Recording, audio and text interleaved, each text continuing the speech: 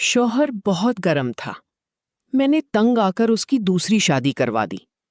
شادی کی پہلی رات سوتن کے کمرے میں چھپ کر بیٹھ گئی۔ سوچا دیکھوں تو صحیح یہ لڑکی اب کیسے شوہر کو برداشت کرتی ہے۔ میرے ہوش اڑ گئے۔ اس رات 16 سالہ لڑکی نے میرے شوہر کے ساتھ سب حدیں پار کر دیں۔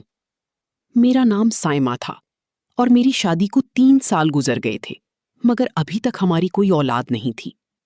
میرا شوہر مجھ پر بھروسہ کرتا تھا۔ میں بانجھ تھی، مگر میں نے شوہر سے جھوٹ بول دیا تھا کہ میرے ڈاکٹر نے کہا ہے کہ ہمارا بچہ بہت جلد ہو جائے گا، اور شوہر نے بھی میری بات پر یقین کر لیا تھا۔ لیکن اب میں اور زیادہ جھوٹ نہیں بول سکتی تھی۔ میں نے سوچا کہ مجھے ساری حقیقت اپنے شوہر کو بتا دینی چاہیے۔ اب میں اسے دھوکے میں نہیں رکھنا چاہتی تھی۔ اپنے شوہر کو حقیقت بتانے سے پہلے ایک بار میں نے اپنی ماں کو فون کیا اور پوچھا کہ مجھے کیا کرنا چاہیے۔ امی کہنے لگیں تم ایسا کرو کہ اپنے شوہر کی دوسری شادی کروا دو۔ تمہارا شوہر تمہارا احسان مند رہے گا اور تمہیں چھوڑنے کا کبھی سوچے گا بھی نہیں۔ امی کی بات سن کر مجھے بہت غصہ آیا اور ساتھ ہی دکھ بھی ہوا۔ یہی لگا تھا کہ میری امی مجھ سے دشمنی نبھا رہی تھی کیونکہ میں ان کی بہت بدنامی کر چکی تھی۔ میں غصے سے بولی، امی مجھے آپ سے اس بات کی امید نہیں تھی۔ اتنا کہہ کر میں نے غصے سے فون بند کر دیا۔ شام کے وقت جب شوہر گھر واپس آئے تو مجھے دیکھ کر بولے، کیا بات ہے، تم نے کمرے میں اتنا اندھیرا کیوں کر رکھا ہے؟ میں بولی، میری قسمت میں ہی اندھیرا ہے، اس اندھیرے کا کیا کروں، میں تو اجڑ گئی۔ شوہر کہنے لگا، تم پاگل تو نہیں ہو گئی، ایسی باتیں کیوں کر رہی ہو؟ میں تمہارا شوہر تمہارے پاس موجود ہوں، اللہ کا دیا ہمارے پاس سب کچھ ہے، میرے بیٹھے بٹھائی تمہیں کیا ہو گیا؟ میں نے شوہر کو پھر سب کچھ بتا دیا کہ میں بانجھ ہوں اور میں کبھی ماں نہیں بن سکتی۔ آج میں ڈاکٹر کے پاس چیک اپ کروانے کے لیے گئی تھی تو اس نے کہا ہے تم بانجھ ہو اور اب تم عمر بھر بچہ پیدا نہیں کر سکو گی۔ میری بات سن کر پل بھر کے لیے ان کے چہرے پر اداسی ابھر آئی تھی، لیکن فوراً اس نے میرا ہاتھ پکڑ لیا اور کہا، کوئی بات نہیں، میرے لیے تم ہی کافی ہو، مجھے تمہارے سوا کچھ نہیں چاہیے۔ شوہر کی تسلی دینے پر میں نے اپنا موڈ ٹھیک کر لیا، مگر ایک دن یہ بات میری ساس کو بھی پتہ چل گئی اور پھر ان کا موڈ بہت زیادہ خراب ہو چکا تھا۔ ایک دن ہماری پڑوسن ہمارے گھر آئی تھی۔ میری ساس اسے کہنے لگی، تم مجھے کوئی اچھی سی لڑکی ڈھونڈ کر دو کیونکہ میں اپنے بیٹے کی دوسری شادی کروانا چاہتی ہوں۔ ہماری پڑوسن کہنے لگی، تمہاری پہلی بہو کو کیا ہو گیا کہ تم اپنے بیٹے کی دوسری شادی کروانا چاہتی ہو؟ تب میری ساس بولی، وہ بیچاری تو بانجھ ہے، ہمیں تو اپنی نسل بڑھانی ہے، اسی لیے مجھے اپنے بیٹے کی دوسری شادی کرنی پڑے گی۔ یہ سب باتیں سن کر میں تھر تھر کانپنے لگی۔ جب شوہر گھر پر واپس آیا تو میں نے رو رو کر اسے ساری کہانی سنائی۔ یوسف نے میرا ہاتھ پکڑا اور مجھے کمرے سے باہر لے گیا اور اپنی ماں کے پاس کھڑا کر کے بولا، امی میں سائمہ کے علاوہ کسی لڑکی کے بارے میں سوچ بھی نہیں سکتا، اور مجھے بچوں سے زیادہ اپنی بیوی سے محبت ہے، اس لیے آج کے بعد آپ میری دوسری شادی کی بات مت کرنا۔ میری ساس نے غصے سے سر جھٹکا اور کہنے لگی، میں نے تو آج تک ایسا مرد نہیں دیکھا جو اپنی بانجھ بیوی کے اس قدر ناز نخرے اٹھاتا ہو۔ جبکہ شوہر کی باتیں سن کر میرا حوصلہ بڑھ گیا۔ بہت زیادہ خوش ہو گئی تھی، مجھے کتنا پیار کرنے والا شوہر ملا ہے۔ میں نے دل ہی دل میں اللہ کا شکر ادا کیا، شوہر کا پیار میرے لیے ایسے ہی برقرار رکھنا۔ رات ہوئی تو میں نے سوچا کہ شوہر کو چائے بنا کر دے دوں۔ میں چائے بنانے کچن میں آئی تو میری ساس کے کمرے سے آواز آ رہی تھی۔ اپنا نام سن کر چونک گئی۔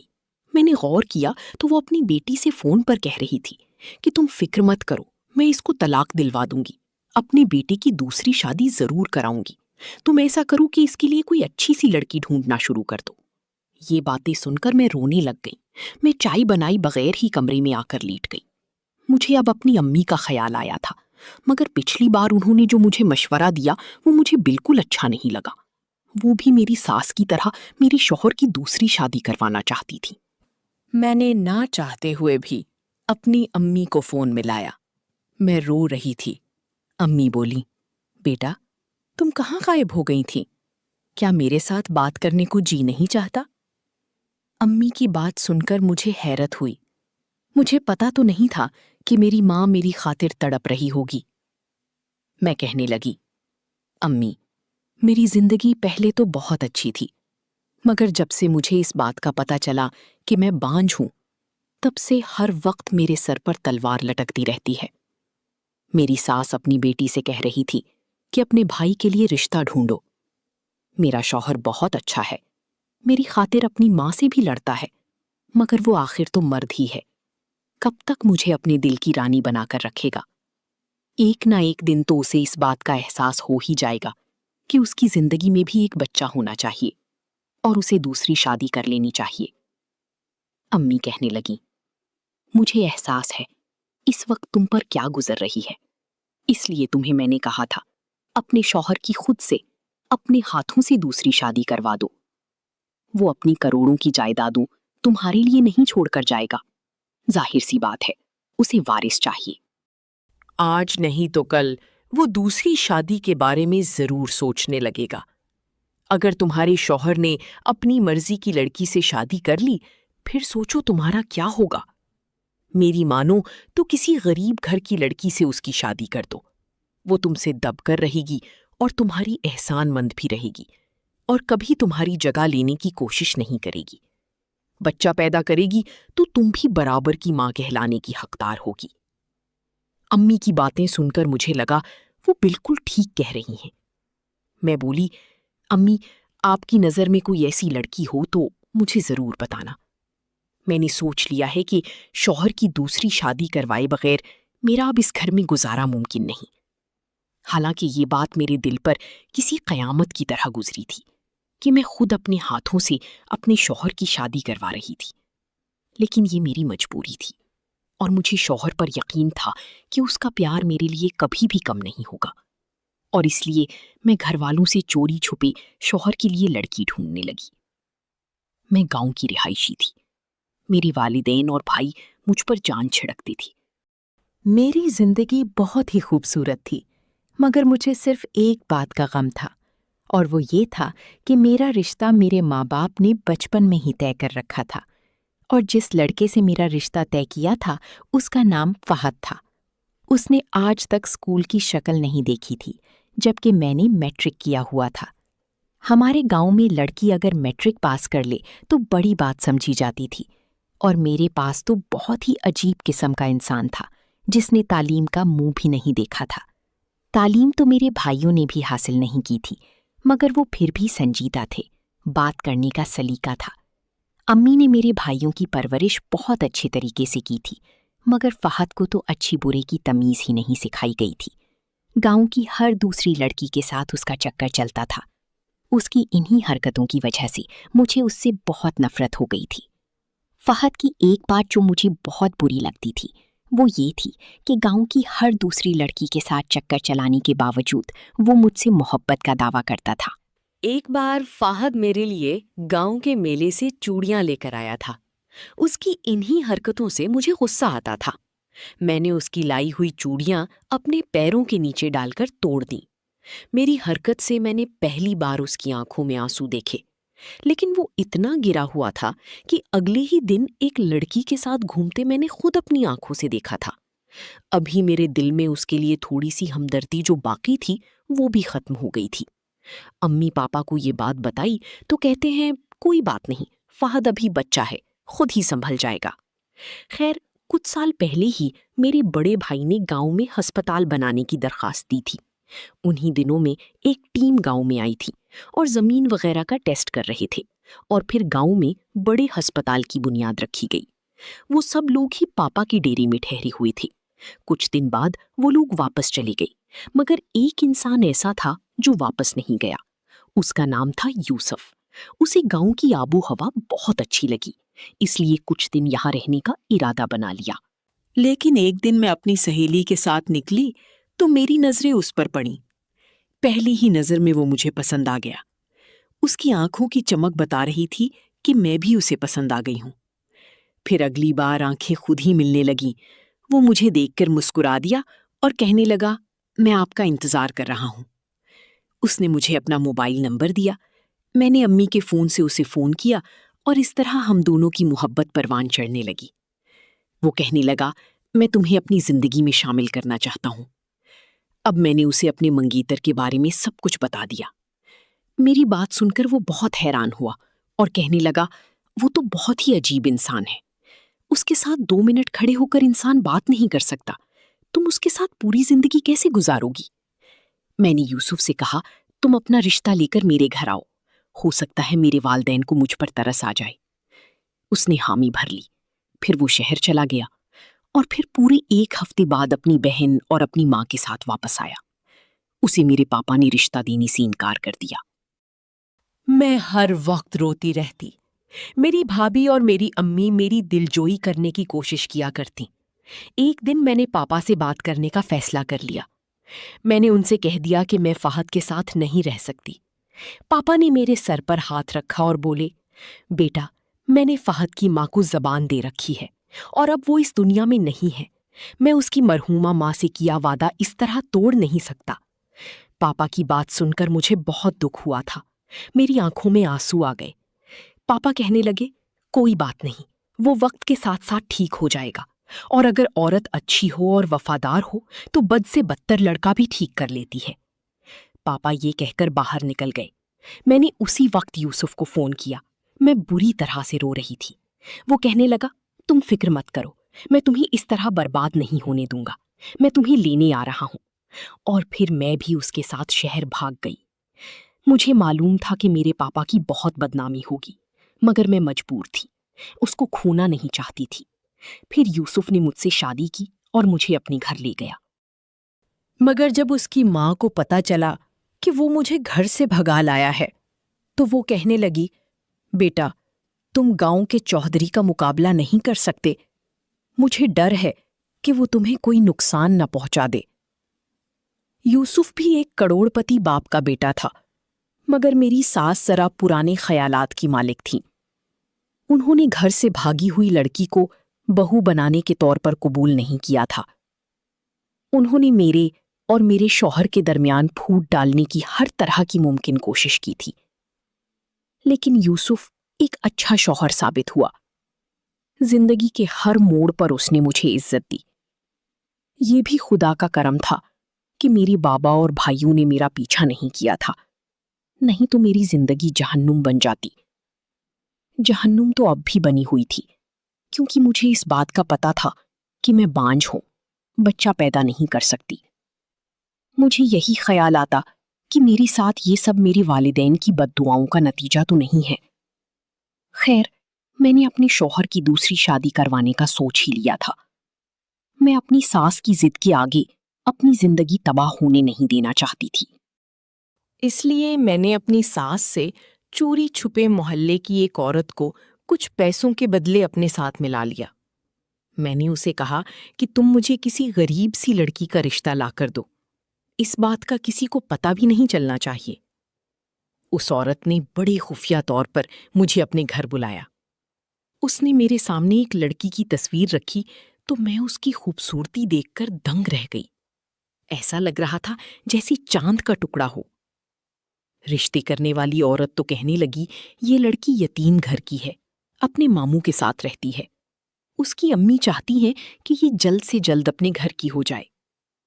لڑکی کی تصویر دیکھ کر میں بولی پڑی، میں کبھی بھی اپنے شوہر کی شادی اس لڑکی سے نہیں کروانے والی۔ اس کا حسن تو دیکھو بھلا، شوہر تو اس کے عشق میں ویسے ہی پاگل ہو جائے گا۔ وہ عورت کہنے لگی، بیٹا، یہ رشتہ بہت اچھا ہے، اس کو ہاتھ سے مت جانے دینا۔ یہ سن کر میں نے اس کی بات مان لی اور پھر اپنے شوہر کی شادی اس لڑکی سے کروا دی۔ مگر شادی کے کچھ دن بعد ہی میرا شوہر بدلنے لگا۔ وہ نئی بیوی کے کمرے سے نکلتا ہی نہیں تھا۔ ایسا لگتا جیسے وہ مجھ سے پیار ہی نہیں کرتا، بلکہ اس لڑکی سے کرتا ہے۔ پھر ایک دن مجھے اپنے شوہر کی اصل حقیقت معلوم ہو گئی۔ وہ اپنی دوسری بیوی سے کہہ رہا تھا، پہلے سائمہ سے پسند کی شادی کر لی، مگر وہ کچھ دن بعد میرے دل سے اتر گئی تھی، اور میں تم سے ملا اور مجھے تم سے پیار ہو گیا۔ مگر میں سائمہ کو نہیں چھوڑ سکتا تھا، کیونکہ مجھے پتا تھا کہ اس کا باپ اور بھائی کتنے خطرناک ہیں۔ اس لیے میں اس کو چھوڑنے کا سوچ بھی نہیں سکتا تھا۔ اس لیے میں نے ڈاکٹر کو پیسے دیے اور اس سے کہا کہ میری بیوی سے کہو کہ وہ بانجھ ہے۔ میری بیوی نے یہ بات مان لی، اور پھر میں نے محلے کی ایک عورت کے ساتھ مل کر تم سے شادی کا پلان بنا لیا۔ اس بار بھی سائمہ بے وقوف بن گئی اور میری شادی تمہارے ساتھ کروا دی۔ میری جان، تم مجھے پہلے سے ہی پسند تھی، پوری زندگی اب تم میرے ساتھ رہو گی۔ یہ میں کیا سن رہی تھی؟ یہ میرا شوہر تھا جس کی وجہ سے میں نے اپنا آپ راؤ پر لگا دیا۔ میں تب دبے قدموں اس کے کمرے میں چلی گئی۔ وہ مجھے اپنے سامنے دیکھ کر حیران ہو گیا۔ اسے شاید امید نہیں تھی کہ میں اس کا راز اتنی جلدی جان لوں گی۔ بولی، اگر چھوڑنا ہی تھا تو یوں ہی چھوڑ دیتے، مجھے بانجھ بتانا ضروری تھا؟ تم سب نے مل کر میرے ساتھ بہت برا کیا۔ اتنا کہہ کر میں کمرے سے نکل آئی اور اپنے کمرے میں آ کر دروازہ بند کر لیا۔ وہ میرے پیچھے آیا اور دروازہ کھٹکھٹا رہا تھا، مگر میں نے دروازہ نہیں کھولا۔ پھر اسی رات میں اپنے شوہر کے گھر سے، اس کی زندگی سے ہمیشہ کے لیے نکل آئی۔ میں یتیم خانے میں رہتی ہوں۔ میں نے اس سے ابھی طلاق نہیں لی کیونکہ مجھے اب کسی پر بھروسہ نہیں رہا۔ تو پھر طلاق لینے کا کیا فائدہ؟ امی سے فون پر بات کر لیا کرتی ہوں، وہ مجھ سے ملنی بھی آ جاتی ہیں اور مجھے گھر لے جانا چاہتی ہیں، مگر مجھ میں اتنی ہمت نہیں کہ میں اپنے بھائیوں اور اپنے باپ کا سامنا کر سکوں۔ ایک دن میں اپنی قسمت پر بیٹھی آنسو بہا رہی تھی، تب باہر بیٹھا گارڈ میرے پاس آیا۔ اس کے ہاتھ میں ایک لفافہ تھا۔ مجھے دیتے ہوئے کہنے لگا، میڈم جی، یہ لفافہ ایک آدمی آپ کے لیے دے کر گیا ہے۔ لفافے پر نظر پڑتے ہی مجھے پہلا خیال اپنے شوہر کا آیا۔ دل چاہ رہا تھا وہ لفافہ اٹھا کر فوراً باہر پھینک دوں۔ اپنی اس خیال کو پورا کرنے کے لیے میں آگے بڑھی۔ لیکن پھر کچھ سوچ کر میں نے وہ لفافہ اس گارڈ سے لے لیا اور پھر کمرے میں بیٹھ کر جب وہ لفافہ کھولا تو میرے سانس اوپر کی اوپر اور نیچے کی نیچے رہ گئی، کیونکہ اس میں وہی رنگ برنگی چوڑیاں تھیں جو کبھی مجھے فہد نے دی تھیں۔ ان چوڑیوں کو دیکھتے ہی فہد کا چہرہ میری آنکھوں کے سامنے گھوم گیا، اور یہ چوڑیاں مجھے اس نے ہی بھیجی تھیں۔ میں فوراً دروازے کی طرف بھاگی تھی اور گارڈ سے پوچھا، یہ چوڑیاں تمہیں کس نے دیں؟ تو اس نے بتایا کہ وہ تو چلا گیا۔ فہد کا چہرہ میری آنکھوں کے سامنے گھومنے لگا۔ میں اب بھی اسے یاد تھی۔ کیا وہ بھی مجھ سے محبت کرتا تھا؟ لیکن میں اب کسی پر اعتماد نہیں کر سکتی تھی۔ میں چوڑیوں کو ہاتھ میں تھامے واپس کمرے میں آ گئی۔ اگلے دن جب میری ماں مجھ سے ملنے آئیں تو میں نے فہد کے بارے میں پوچھا۔ فہد کے بارے میں جو کہانی مجھے میری ماں نے سنائی، اسے سن کر تو میرا دل تڑپ اٹھا۔ میری ماں نے بتایا کہ جس دن تم یوسف کے ساتھ گھر سے بھاگ گئی تھیں، اس دن فہد بہت رویا تھا۔ اس کی چیخوں سے پورا گاؤں اپنا دل تھام کر رہ گیا تھا۔ ماں نے بتایا کہ تمہاری جانے کے بعد وہ ایک دم بدل گیا تھا۔ اس نے اپنے باپ کی ساری زمینیں بیچ کر گاؤں میں ایک اسکول کھول لیا اور ایک اچھا آدمی بن گیا۔ یہ سن کر میں رو پڑی۔ ایک دن اماں فہد کو میرے پاس لے آئی اور وہ کہنے لگا، سائمہ، میری غلطی یہ تھی کہ میں تمہاری توقعات پر پورا نہیں اترا، مگر میرے دل کے دروازے اب تک تمہارے لیے کھلے ہیں۔ میرے دل میں تمہارے سوا کوئی اور لڑکی نہیں۔ یہ سن کر میں نے اسے کہا کہ میں یوسف کی بیوی اور بانجھ عورت ہوں، جس پر فہد نے کہا، سائمہ، تم اب بھی میرے لیے وہی ہو جو پہلے تھی۔ تم سے میں اتنی محبت کرتا ہوں کہ اگر تم شادی شدہ اور بانجھ ہو تو مجھے پرواہ نہیں۔ میں یہ سن کر خوش ہو گئی۔ امی نے مجھے بتایا کہ وہ اب بھی مجھ سے شادی کرنا چاہتا ہے، اس لیے میں نے ہاں کہہ دی اور سب سے پہلے خلا لیا اور عدت پوری کی۔ عدت کے فوراً بعد شادی کی تیاریاں شروع ہو گئیں، جہاں میرے باپ اور بھائیوں نے خوشی خوشی شرکت کی۔ فہد کی خوشی یہی تھی کہ ایک ہفتے کے اندر ہی میری اور اس کی شادی ہو گئی۔ میرے والد نے بڑی دھوم دھام سے میری شادی کروائی۔ ایسا لگتا تھا یہ میری پہلی شادی ہے۔ شادی کی خوشی اب محسوس کر رہی تھی۔ آج میرا دل صرف فہد کے نام سے دھڑک رہا تھا۔ میں نے کبھی سوچا بھی نہیں تھا کہ فہد کے ساتھ میری زندگی اتنی خوشگوار ہوگی۔ فہد کی محبت کے سائے میں 1 سال گزر چکا تھا۔ میں نے فہد کو اپنی اور یوسف کی ساری کہانی سنائی تھی۔ فہد نے میرا علاج کروانا شروع کر دیا اور ڈاکٹر نے امید ظاہر کی کہ علاج کے بعد میں ماں بن سکتی ہوں۔ اور ایک دن بازار میں خریداری کرتے ہوئے میں یوسف سے ملی، لیکن اس کے چہرے پر ایک چمک بھی نہیں تھی۔ وہ شرمندہ انداز میں کہنے لگا، جب شادی کے 1 سال بعد بھی اس کی دوسری بیوی حاملہ نہیں ہوئی تو میں نے اپنے ٹیسٹ کروائے جس میں اس کی رپورٹ نارمل تھی، لیکن میری رپورٹ غلط آئی کہ میں کبھی باپ نہیں بن سکتا۔ اب وہ بانجھ ہونے پر مجھے دن رات تانے دیتی۔ سائمہ، مجھے تمہاری محبت بہت یاد آتی ہے، لیکن اب کچھ نہیں کر سکتا۔ تم میری زندگی سے چلی گئی ہو، لیکن ایک کام کر سکتا ہوں کہ میں تم سے ہاتھ جوڑ کر معافی مانگ رہا ہوں۔ اگر ہو سکے تو اس جرم کی زیادتی کے لیے مجھے معاف کر دینا۔ تمہاری دی ہوئی معافی میرے دل کے کچھ درد کو کم کر دے گی۔ یہ سن کر فہد کو دیکھتے ہوئے میں نے یوسف سے کہا کہ میں نے تمہیں معاف کر دیا۔ جب خدا نے تمہاری اعمال کی سزا تمہیں دے دی تو میں کون ہوں جو تمہیں سزا دوں؟ اور یہ کہہ کر میں آگے بڑھی۔ یوسف مجھے کسی حیرت زدہ آدمی کی طرح دیکھ رہا تھا اور میں اپنے شوہر کا ہاتھ پکڑ کر آگے چلی گئی، جہاں میری زندگی کی خوشیاں ہی خوشیاں تھیں۔ اگر آپ کو کہانی اچھی لگی تو ویڈیو کو لائک کر شیئر کریں اور ساتھ چینل کو بھی سبسکرائب کر لیں تاکہ ایسی نئی ویڈیوز آپ کو بروقت مل سکیں۔ شکریہ۔